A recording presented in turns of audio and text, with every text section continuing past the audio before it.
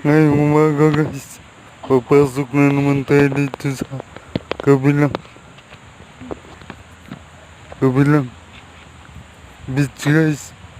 Dito pa rin to sa laging pinupuntahan ko guys. Masakit na lang to ng mga puno na niyo guys. Yung daanan ko guys, patungo sa lugar kung saan tayo pupunta ngayon guys.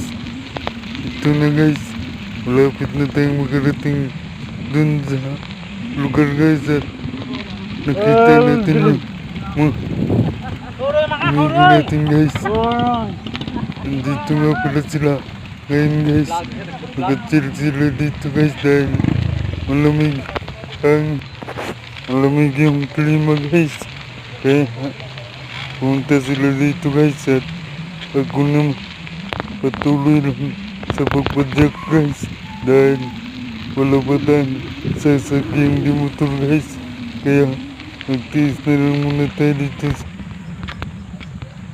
bike natin guys dahil maganda rin naman to gamitin guys dahil wala makakapigil sa ating paglalakbay. Bye bye.